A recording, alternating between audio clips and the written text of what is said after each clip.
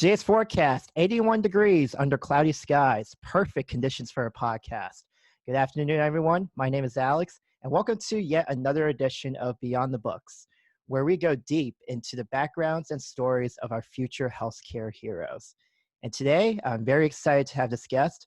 So, Indiana University has a rival university. You might know it as Purdue University.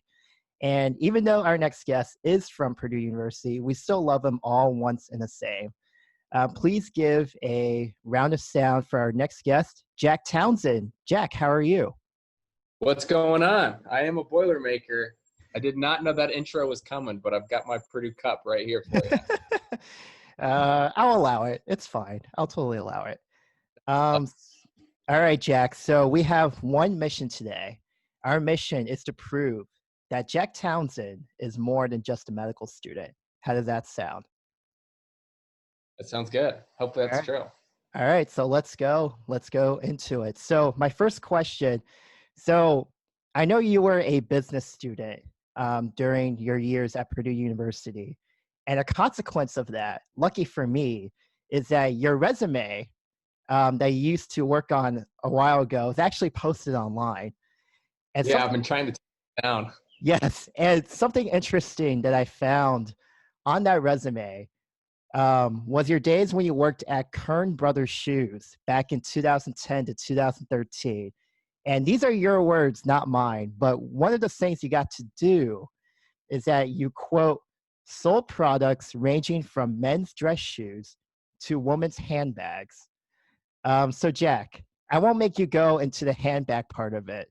But Jack, what advice do you have to someone who's trying to sell a pair of dress shoes? Yeah, I did work at a shoe store. Yeah, there you go. There's Kern Brothers Shoes. It's still there today. Mm-hmm. I worked at this mom and pop shoe store in Zionsville, owned by just the most incredible community man. And so that was my high school job for a long time. Megan, my fiance, her sister got me the job. And I absolutely loved working there. It was just this brilliant businessman that had made a living, an incredible living off selling shoes to the community. And he employed high school students, hired a couple people every year to do just that, to sell dress shoes, to handbags, to Zionsville spirit wear. And so my advice, if you're trying to sell shoes, is you got to know a lot about shoes. And you got to be able to talk to people, listen to what they want, and try to guide them towards what they're describing to you. Fortunately, most people that walk into a shoe store have a very good idea of what type of shoe they want to buy. So as long as you can point and say, this is a penny loafer, this is a dress shoe, this is a Sperry, as soon as they try it on, more times than not, it's not a very difficult sale to make. Do you remember what was the most popular type of shoe or type of dress shoe back in those days? Oh, when I was working, that was when Uggs got big. Oh, okay. My first summer there, our first winter there, I can remember people coming in, lining out the door, trying to get their hands on like $400 large Ugg boots. Wow. Yeah, it was crazy. They would fly off the shelves. That was probably his easiest thing that he ever sold, is because everyone was just dying to get their hands on it right at the start of that Ugg craze. I don't know if he carries any Uggs anymore, but back then he sold a lot of Uggs. Jack, so did you ever do you ever remember like a particular like difficult customer where you're like, you're doing your best, but this Karen is just not having it? Yeah, it happened all the time. So something that was really common in the shoe store that is a good story to tell, because it's a good indication of how good of a businessman this guy was that I worked for, was he sold a lot of those. They're called an Arizona Birkenstock. They're standard 2-strap, no heel, brown leather Birkenstock. And do you own a pair of those? You know what I'm talking about? No, I don't know what you're talking about, but that's okay. That's okay. So the sole is, instead of a piece of rubber, it's got a very, very thin sheet of rubber on the bottom, but it's primarily cork. And if you wear them for a long period of time, the cork will wear down. And so really a Birkenstock, the sole of it will only last about 8 months to a year, because you'll just kind of burn through it. and people would come in all the time after wearing down a pair of Birkenstocks for a year. And it would look like they had hiked the world in them, and they'd go into our shoe store and say, "Hey, these shoes aren't working anymore. I need a refund." And they'd pull them out of the bag, and it looked like they'd thrown them into a bonfire and hiked a mountain in them. And you'd say, I would be tempted to say, well, come on, you wore those for a year. What are you talking about? But this businessman that I worked for was so intelligent, because he would always look them in the eye and say, "I'm so sorry to hear that." He'd go in the back and he'd give them a new pair. And when I first started working for him, I used to always think, man, what are you doing? That doesn't make any sense business-wise. You need to sell him the next pair.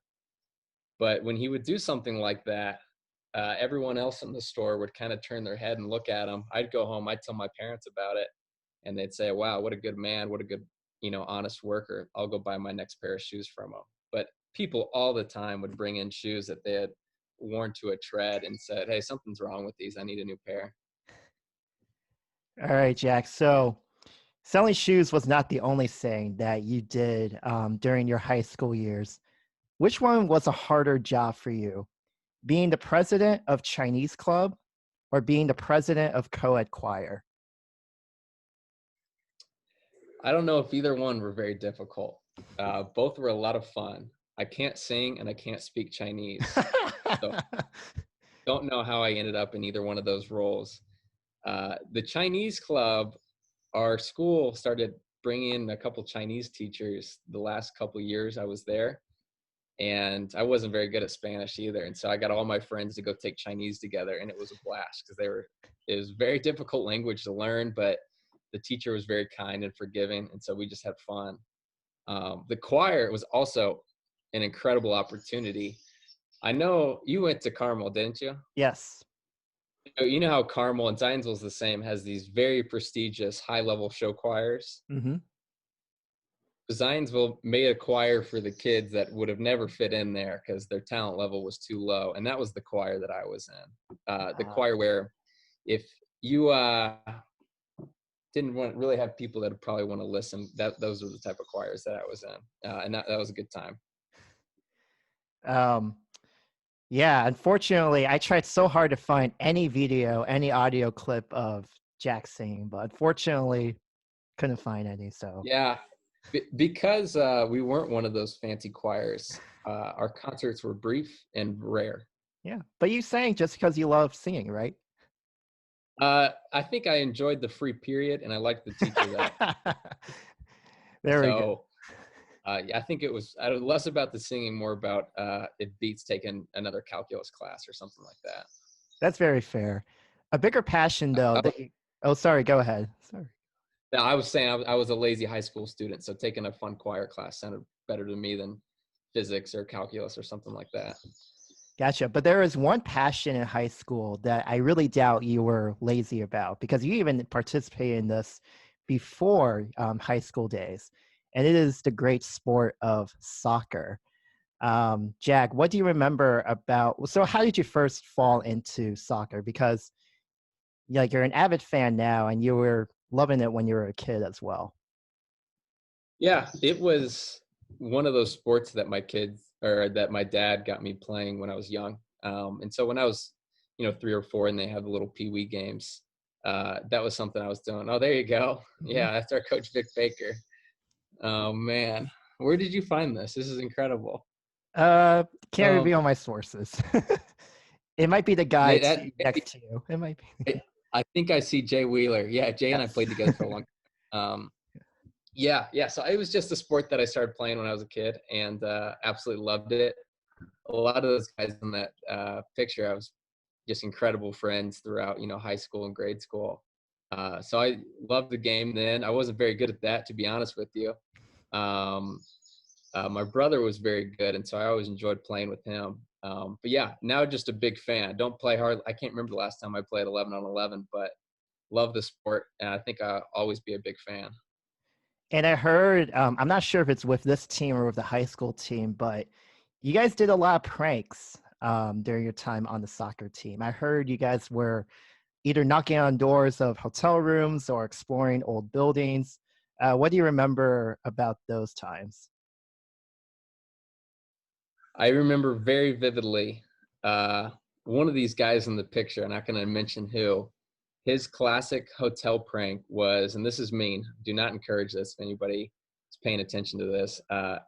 He used to like go to the little maid's cart outside of the hotel room where the maid would be cleaning, and some poor person's in there probably working for minimum wage cleaning a hotel room. And this kid thought it was hilarious to just knock over the hotel cart with like all the little soaps and the paper towel and the toilet paper. Oh. And they'd come out and they'd start chasing us through the hallways of the hotel, and we'd run up a few flights and kind of like Scooby-Doo, kind of running around, ducking in and out of rooms. And we thought that was hilarious. It was very mean looking back on it. Probably the most poignant memory I have was I was down in a soccer tournament. Jay Wheeler was there, and we were playing like a little juggling game, a soccer juggling game in the courtyard of a hotel.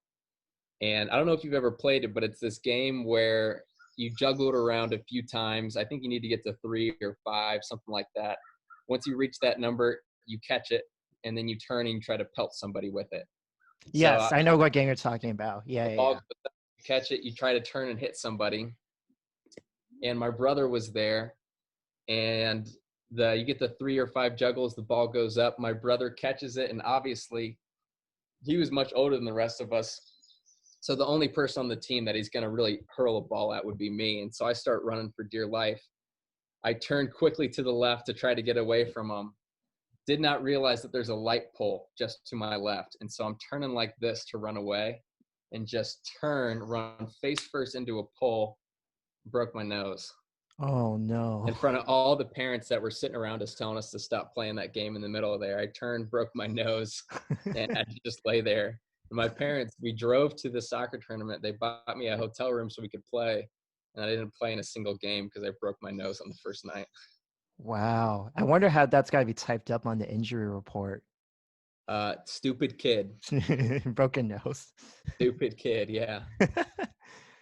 But playing soccer was not the only thing you did when you were doing soccer. You had a really cool opportunity where you got to go to Haiti to build a soccer facility.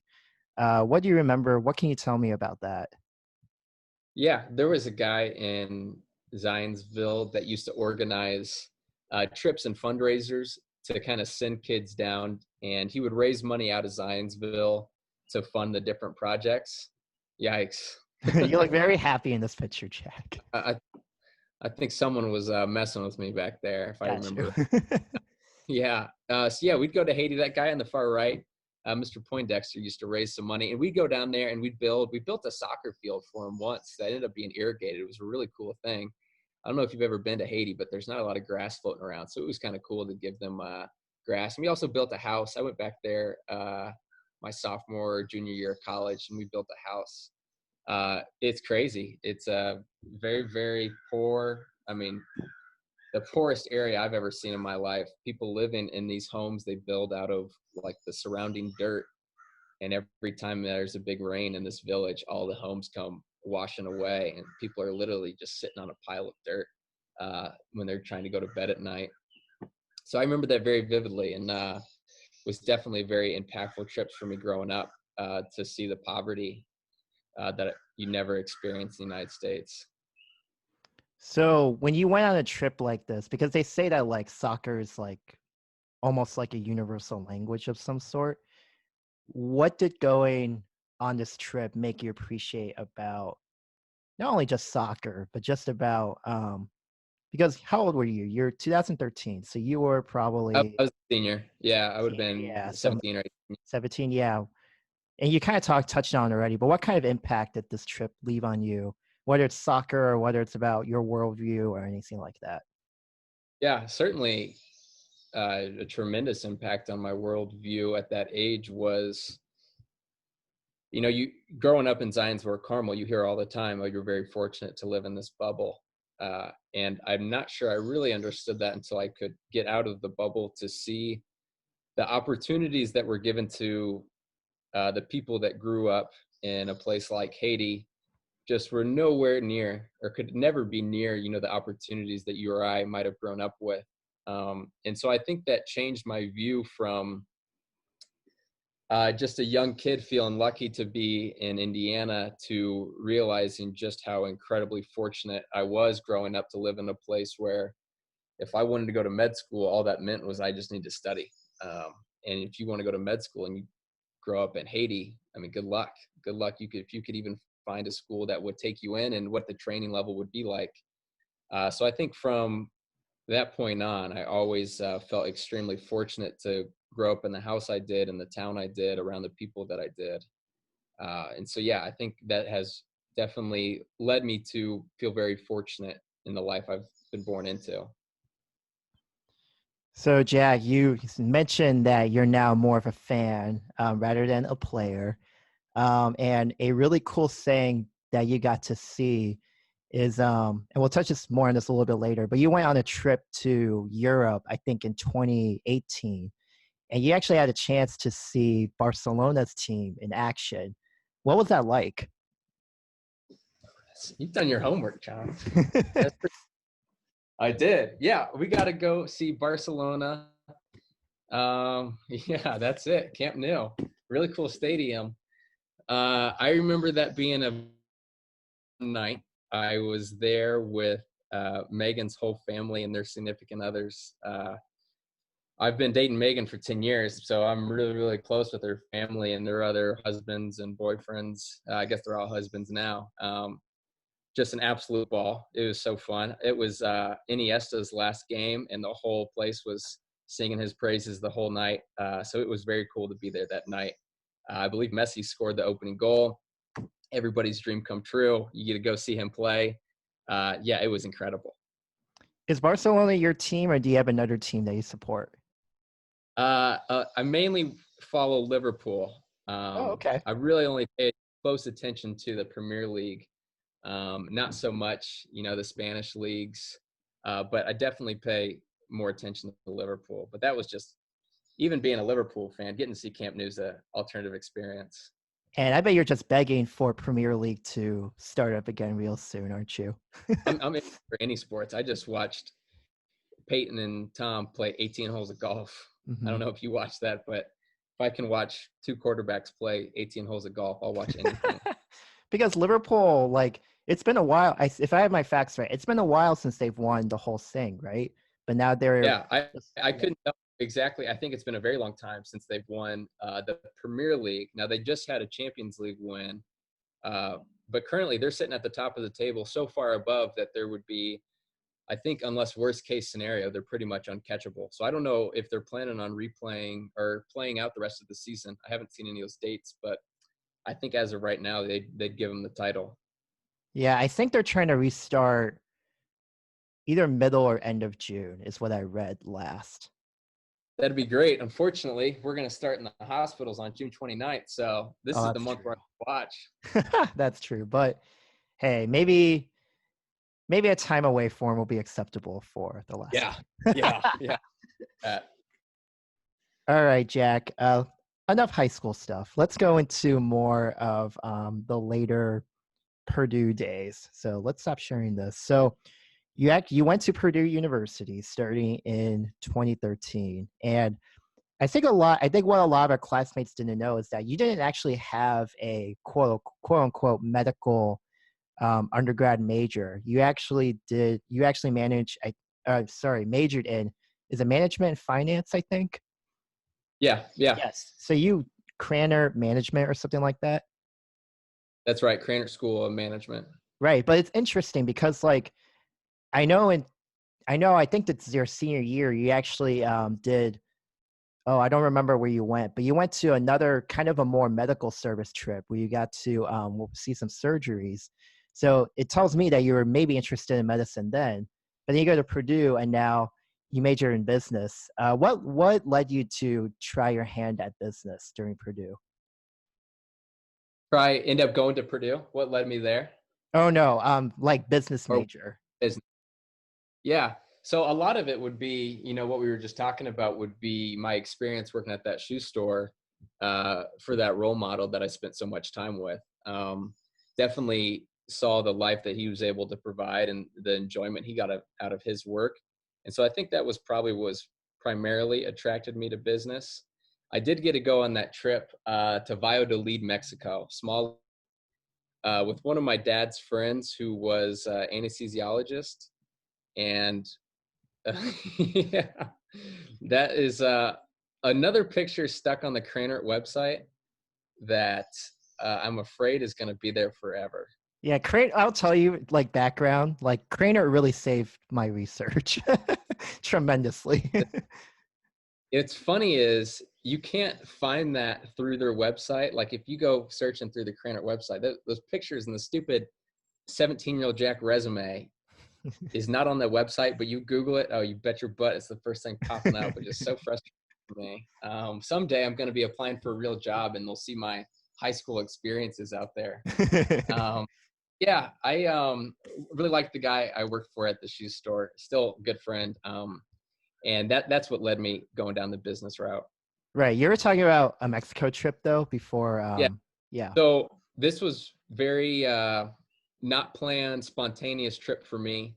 I was sitting with some of my dad's friends one night in, I think, January of my senior year. And he mentioned, oh, I'm going down to this medical mission trip. We need a couple other people. And he's just kind of talking. And I'm thinking, well, sounds like a kind of a fun adventure. Don't think I want to go to med school, but I'll go down to Mexico with my dad's friend. And so got to see him working for a week doing, I think they were actually mainly cholecystectomies for a full week, and watch them do crank and crank and crank out for this tiny village in Mexico. And that's probably what put the idea in my mind for the first time. I don't think I had much of an interest before that trip. But after that, I was still so set on going the business route, but that kind of sparked the thought that I probably suppressed for a couple years after that. So yeah, let's continue talking about that progression, because, you know, you had this mentor while working at the shoe store, which got you interested in business. You maybe had an inkling of medical interest there as well.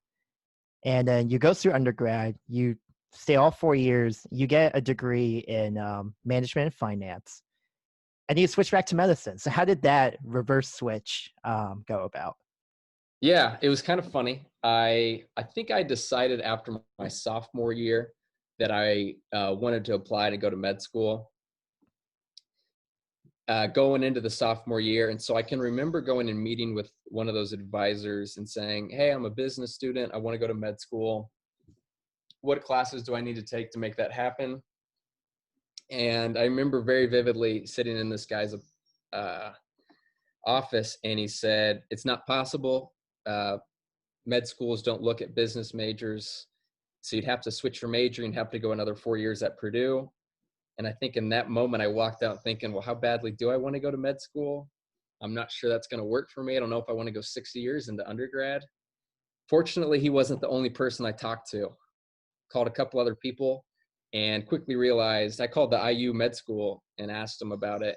And IU said, no, we love a different major. Don't switch to a science major. That makes you look a little different. Stay in the business school. All you need to take is these, 10, 12 classes, whatever it is. And so that's what I did. I started taking those in the summer and in the fall and spring after my sophomore year, taking the biologies and chemistries and physics and stuff like that. And then I didn't think I'd be able to do very well in the MCAT if I didn't have any of those science classes under my belt. So I didn't end up taking my MCAT until about late senior year after I had finished most of those courses, which ended up causing me to take one of those gap years before I started school. But I started about halfway through thinking that I wanted to go to med school. And by then I had kind of at least the bare bones of the management degree finished. So I had some time to take other things. And you actually did so well in the MCAT that you actually became an MCAT tutor. So I proved it wrong. I wasn't one of Wrong, those, Kat. top percentile that I was fortunate to get that job. That ended up being an incredible job teaching for Kaplan, doing test prep.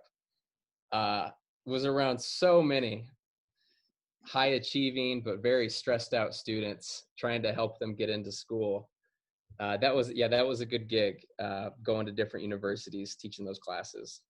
So this is so interesting because we don't have many students who get to experience both the business undergrad world and then the pre-med medical world.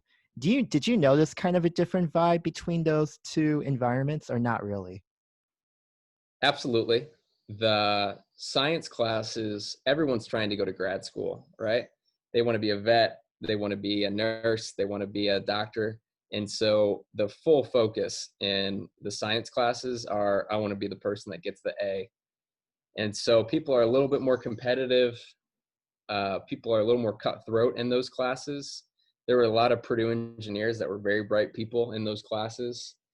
Now, the business school, it's much more of a mindset of what kind of network can I build when I'm in school? Who can I learn from? I want to stay in touch with this guy in case he goes and works at this company. And so the business school, everyone's much friendlier, much nicer to one another. And the grades aren't as big of a deal. And even you see that with the companies that hire. The GPA is important to them. You need above a certain thing to get an interview with some of these companies. But they're far more interested in what you did in your summer internships than you are whether or not you were a 3-point or 4-point student. So maybe you kind of touched on this already, but is there like one or two sayings that you learned from business school that is helping you out in medical school or in life in general today? Yeah, for sure. It's difficult to encompass 4 years of business school into a couple statements, but I would say that the mindset that Cranert tries to develop more so than anything would be the people that have started Fortune 500 or very innovative companies started out in seats like ours today. You don't have to be a super genius. You don't have to be the most well-connected. Most of the people that started these major companies were people that were willing to take some risk and believed in themselves. And so that's probably the best tidbit you can get from business school is you don't have to know everything to chase after it. Just start going and you're going to fail and you're going to fail. And then one day you might not. Yeah, I think I can definitely relate to that because during my senior year, I took a 100 level business course, like intro to business. More so really because I was sick of my business friends spitting out business terms all the time. But I think really what that class taught me was that because I think part of the pre-med class, like you, as you say, you're kind of stuck in this bubble. Yeah. You're kind of unaware of the world outside the bubble. But I think what that class taught me is that the world is a lot more flexible than the pre-med school classes might have you to believe. Yeah. Yeah, I think the business classes in general were a lot more fun because they weren't very stressful. The person next to you is not worried about what percentile you're in. They're just they want to learn, they want to get better. Whereas like organic chemistry, everybody's freaking out trying to get the A. And Right. that was the business school experience. So, all right, let's get out of the academic side of Purdue because you were a member of Phi Gamma Delta, also known as Fiji, from during all 4 years as well. And I think a question that a lot of non-fraternity, non-sorority people have is that for Purdue, when you were in school, there were 41 fraternities that you could have chosen Right. from. And like you do your pledgeship or rounds or whatever you call them. How did you go about narrowing your list from 41 to 1? Yeah, I did not think I was going to do the Greek thing when I got onto campus, but I had two very good high school friends that had joined Phi Gamma Delta or Fiji. And those guys were the ones saying, hey, it's not like all the terrible. There you go. There's Fiji Isle. Fiji Isle, Uh, yep. yeah, that's a good time. That encouraged me to just check out this fraternity. I had one other high school guy that invited me to his fraternity. I didn't think I'd really fit in there. And so I really only went to two different houses, rush events, and kind of decided it was either this house or bust because I didn't really have a huge interest in necessarily going Greek, but like the guys I met there and ended up absolutely loving the time in that house. Yeah, because you guys go do pledgeship together. You guys how long do you guys have to live in a house? Is it 1 year or 2 years for Purdue? So they I'm not sure there's actually any requirements. We had a couple guys that were on the football team that never ended up living in the house. Uh, I think by the request of the football coach. I don't think we have any requirements now, with the exception of maybe 2 or 3 guys out of a 80-person house. Almost everybody lives in their sophomore and junior year, and then lives out their senior year. Right, and I assume you did that as well. Yep. Yeah, I did that exactly. Right. So like, all right, I have a kind of a hot take question for you. So Sure. yeah, so like, no one really knows the fraternity other than the people that are actually part of the fraternity. But you hear all of these outside voices say like, oh, Fiji this, oh, Fiji that, and like they're like, oh, but Fiji at this university, so it's got to be the same at this university. What do you have to say about all these outside voices that try to put labels or stereotypes for Yeah. fraternity? Imagine somebody that you had never met before came up to you and said, hey, I know you're an awesome guy because you went to the IU school in Bloomington. And the Fort Wayne guys, those guys are idiots. But I heard the Bloomington class, those guys are all great. So I'm sure you're the man. Or on the flip side, imagine somebody said, I heard the IU Bloomington campus is full of idiots. Those guys are just a bunch of partiers.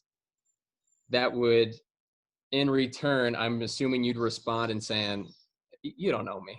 I Mm-hmm. mean, maybe that's true for some people, but to generalize an entire fraternity of 80 guys with the full spectrum and personalities and interests, I kind of tend to stay away from that a little bit, because maybe there's some truth to those statements.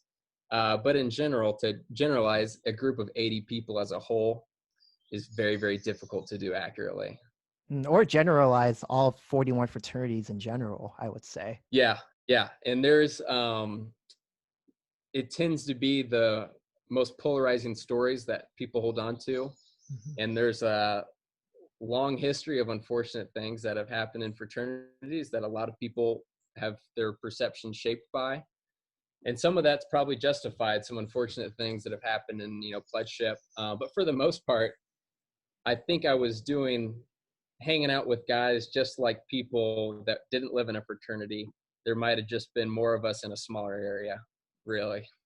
Yeah, absolutely. I mean, my philosophy on fraternities is that like, I've seen people that have grown or like really developed their confidence during the fraternities. The only time I do my fraternities is when they kind of put on airs that they think they're better than everyone else. That's the only time when I do my fraternities, or Yeah, the like bad pledgeship stuff that's in the media. But other than that, it's like, okay, they're doing fine in there. So that's probably my biggest pet peeve about the fraternities as well. From time to time, when we'd go to rush events, you'd ask them, well, why do you want to join our fraternity? And every now and then some kid will give you the answer of, well, I think it will help me kind of elevate my status. They don't say it like that, but they'll say, oh, everyone says you're cool. I'd like to be kind of in that group. And then you're thinking, you're quickly going to find out we're just a group of individuals.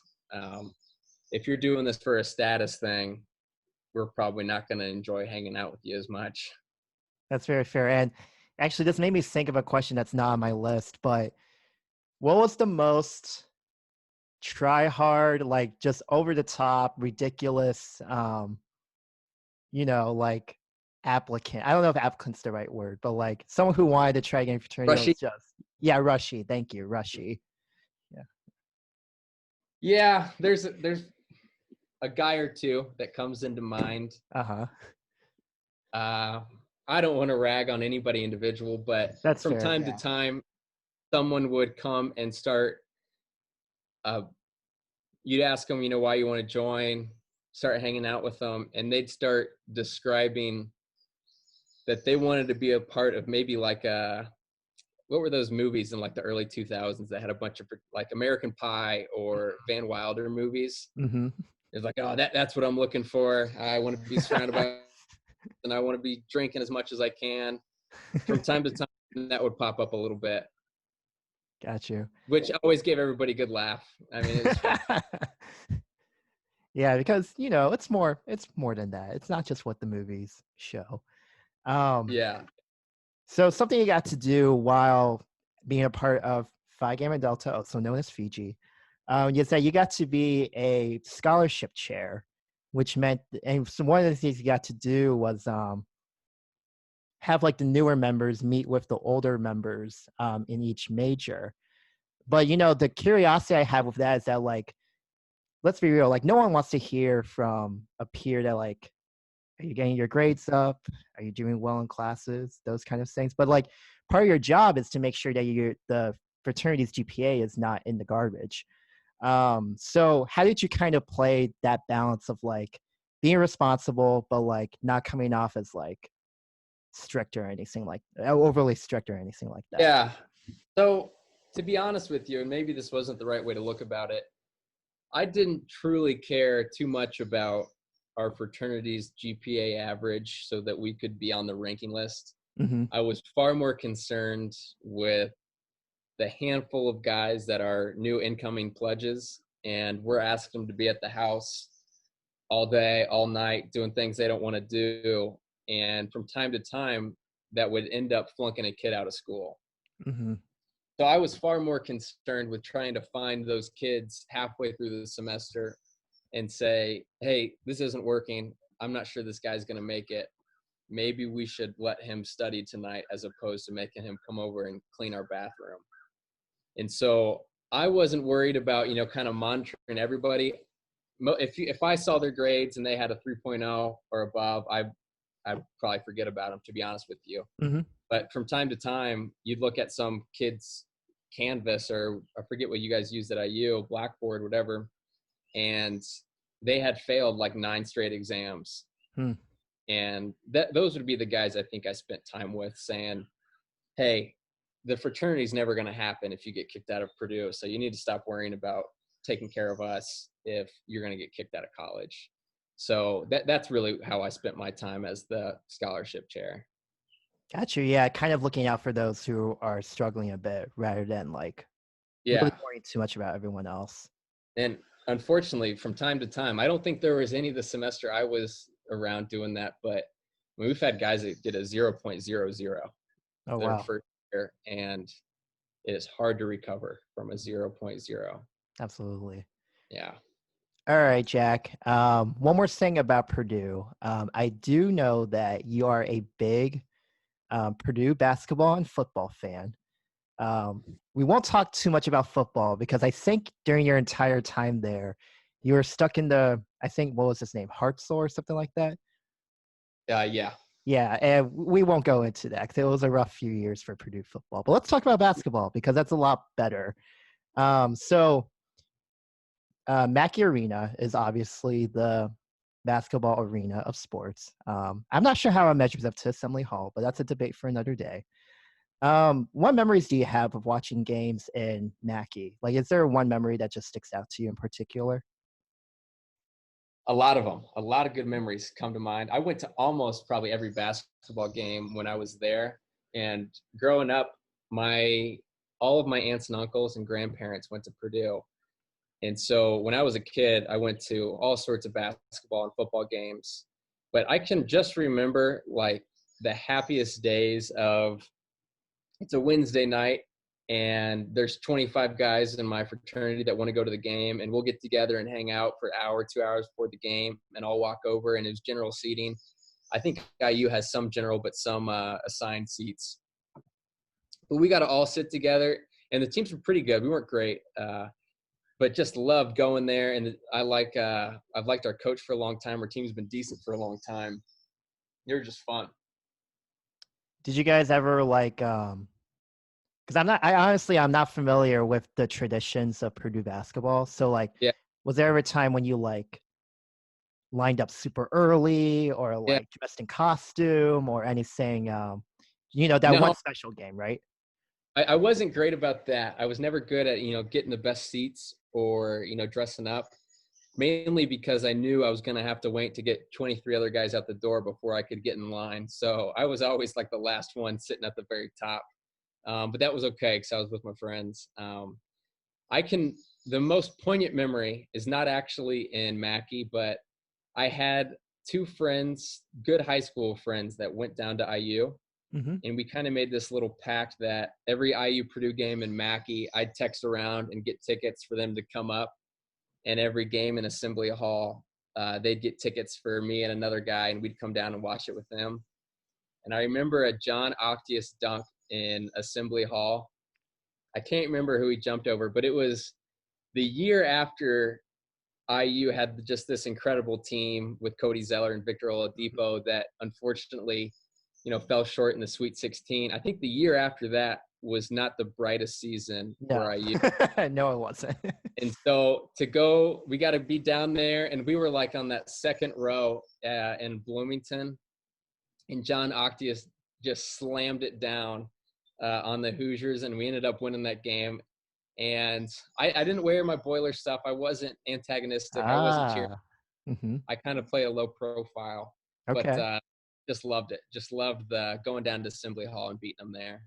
Gotcha. The second row, are you talking about right behind like the visitors bench? Is that what you guys are talking about, or? So no, we weren't on the ends. That's probably confusing. You know how on each sideline they've got the little bit of bleachers and then kind of the curved seating. Yes. We were like at the second row in the student section, just on the ledge. I'm not sure what you'd call that. So even though you didn't wear Purdue stuff, It felt. Did they probably found out pretty quickly when you cheered after that dunk? Yeah, I think I probably yelled when that happened. But that was kind of my deal with my friend. Like, if you get me good seats in the IU student section, I won't just put on a Purdue gear and make it miserable for you and get beers thrown at us. Yeah, absolutely. So Jack, it's been I don't want to rub the salt on the wound, but it has been almost a half century since Purdue has lifted the basketball trophy. How's Purdue basketball going to look in the next year? Yeah, we've been very unfortunate on the national championship side. My IU friends remind me of that. It seems like I don't think we're going to be anything too incredible next year. I think the years when we've had a good shot, just a year and a half ago when we went to the Elite Eight, I think it requires a great scorer like a Carson Edwards or Victor Oladipo to carry you deep in the tournament, and I don't think Purdue has that. So, to be honest with you, I think we'll be a round of 32 team if everything goes great, Sweet 16, but I don't think we'll have any shot this year now. Well, hey, IU's just trying to make it to the tournament, so pretty dark eras. Oh no, right now. Yeah, both not just incredible eras. IU's had a rough run since they let Crean go. Yes, yeah. Okay, so you talked about Purdue. So what I want to get into next is that okay, so you graduated in 2017. You took a gap year, started med school. You got to go during 2018. You got to go on this really cool trip in Europe. I couldn't count how many countries you guys went to. You guys went to quite a bit. So I do have a couple questions about that. Yeah. So first blanket question, what was your favorite place or favorite country out of all of those places that you've been to? Yeah, there was this one day where we got to take like a little charter out to Capri off of the Amalfi Coast and kind of got to spend the day on this cool boat outside floating around gorgeous waters. That was probably my most fond memory of seeing the island of Capri and floating around on this boat. Everyone's just having a great time. Not a care in the world sort of thing. Did you get to, you said Italy, right? Is that in Italy? Yeah. In Italy, kind of so Capri area. Gotcha. And did you get to? Yeah, that's probably the biggest moment of the trip would be everyone's on the boat, beers are flowing, everyone's having a blast sort of thing. Did you get to experience some delicious Italian food as well? No, absolutely. Yeah. I think in terms of all food, I think Italy blows the whole world out of the park. Yeah, I completely agree with you, quite honestly. A lot of pasta, a lot of gelato. When I was in my junior year, I studied abroad in London. Mm-hmm. And the food, I mean, I was eating like McDonald's half the time because it was either that or like a $9 baked potato across the street. So to see a different part, that was great. Yeah, British food is not the best, to be frank. Yeah. So no, I would definitely say, just imagine the most gorgeous sunny day, music's blaring, beers flowing on a boat. That was just so fun. Got you. And you got to spend that trip with Megan. And during this last part of the podcast here, I do want to dive deep into a little bit because you guys have been in a relationship now for almost 10 years. It'll be 10 years this October, which is awesome. First of all, congratulations to both you and Megan for that. Yeah. Thank you very much. So let's wind it all the way back to the very first prom in 2010. What do you remember? Like, okay, first, how did you meet Megan? What was your plan to ask Megan out to the first prom? Like, how did that go all about? Yeah. I was a sophomore in high school, and they had this program at Zionsville where they asked the sophomores to come work. Yeah, there we go. That was October 2010, that picture. And I was like they called us mentors. You got paired with different freshmen and you walked them around the school to show them where their classes would be. And that is where I met Megan when I was a sophomore. She was an incoming freshman, and kind of played the line of, well, if you ever get lost, you need help, here's my phone number. Love to help you out if you need any help. And so that's kind of how we started chatting a little bit that summer. And then we started dating on that night in October 2010. Got you. And so I remember that, or I researched that one of the proms, something special about Zionsville is that I don't know if it was multiple proms or just one prom, but you actually got to go to the Children's Museum for one of these proms. How unique was that? And like, how was that?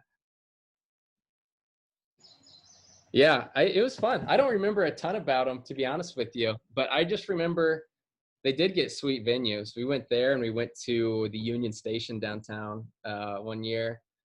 And yeah, it was just fun. Yeah, there you go. That's incredible. You found all these pictures. Yeah, no, it was fun. It was just a blast. Good music and a lot of good friends. Megan and I still hang out with that same high school crew now. Yeah, is there one promposal in particular that you remember? You've done some homework, Mr. Chong. Pretty good. Yes, that choir we were talking about. Yes. We were singing some song called Harambe. This was before the guerrilla Harambe stuff got so popular. Okay. But I remember, somehow getting Megan late to the class and explaining to everybody I wanted to like sing, instead of Harambe, Hapram Bay sort of thing. Okay. Easy, but did that, got everybody in on it, got the teacher in on it, got some people to make some signs and stuff like that, and started singing. And I think we were 3/4 of the way through, everyone saying Haprambe, and Megan still had no idea what was going on. And kind of nudged her and looked at the signs. I think that one's probably the most memorable. Got you. That was fun. And so you guys obviously went to Zionsville together. And then she actually went to IU while you went to Purdue. So you guys were long distance for a little bit. But obviously you guys are still very strong together, very strong relationship. So what advice would you give to other couples that kind of have long distance arrangements like that? Yeah, we were really fortunate, even though we were long distance for a long time. It was about 2 hours apart, so we could always get there whenever we wanted. And we also in Zionsville live 5 miles apart. So every winter break, summer break, fall break, spring break, we were always around each other because we could go home. And so normally we got to see each other quite a bit. Any advice would be, encourage your significant other to branch out, meet as many people, and make as many new friends as possible, so they feel like they've got a happy life and community at their prospective campus. I can remember a lot of my friends that went to college with their girlfriends or boyfriends, whatever it was.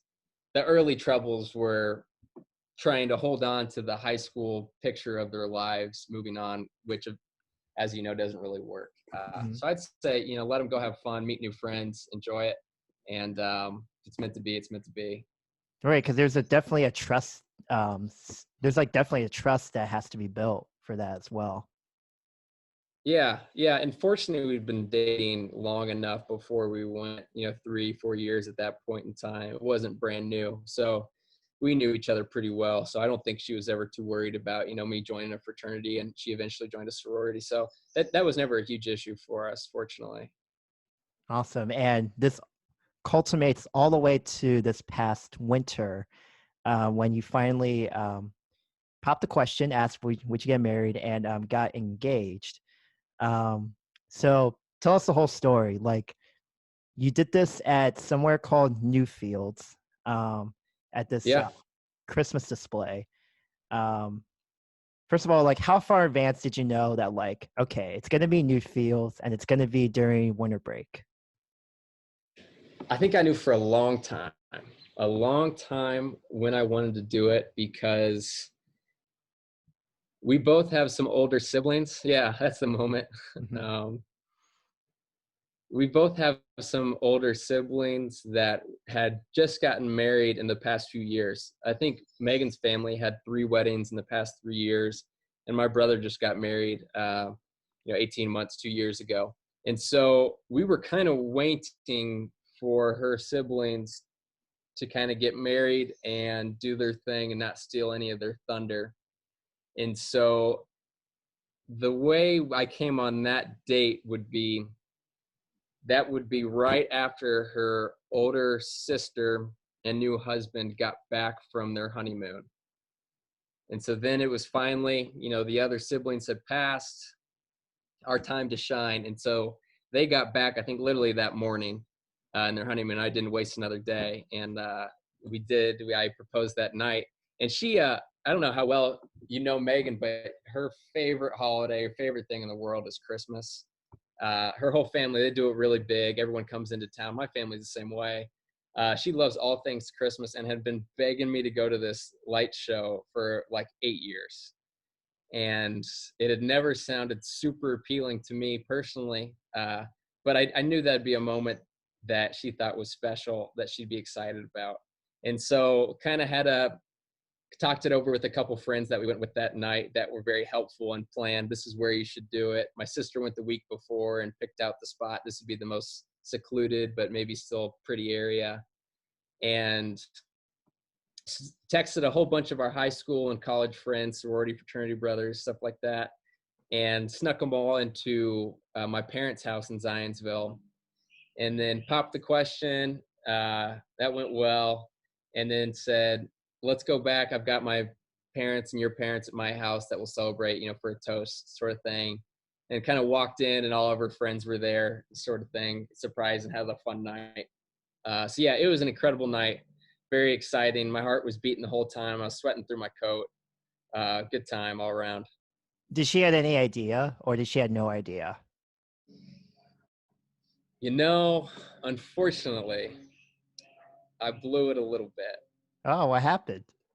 So I was trying to keep it a secret. I want it to be a secret, but maybe less intelligent thing that I did was, when I was inviting everybody to my house that night to make sure people were there at the right time, I had texted out some people, this is the date, this is the time.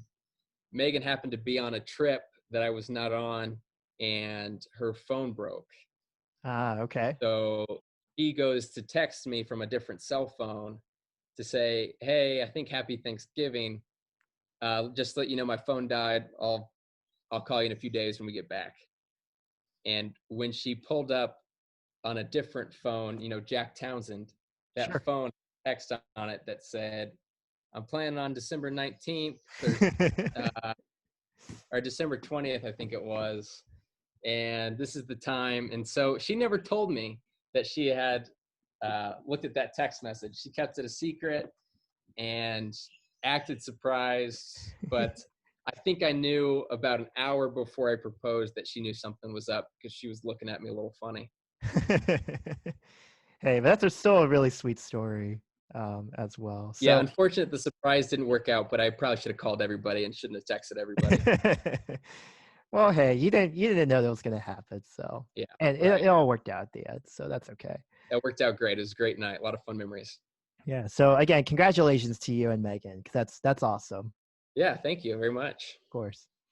All right, Jack, we are out of time. But hey, this was a really fun interview. Thank you so Yeah, much I love for talking. stopping It's good by. to catch up. Yeah, You absolutely. did an incredible job doing your homework. I mean, well done. I Yeah. I don't I would bet that 90% of my fraternity did not know I was the scholarship chair. Uh, maybe didn't know I played high school soccer. I don't know. That's pretty good. I commend you on doing your homework. You're very well Again, it's prepared. the Cranert Management school that Sounds like really all helped me that out a dean lot. that taken down. Yeah. Yeah, that crappy resume that's still sitting up there. Hey, but hey, I think we definitely proved one thing today. We have proven that Jack Townsend is more than just a medical student. Thank you guys very much. Thank Very you so much, good. Jack. And we'll catch you up on another episode. Have a good day.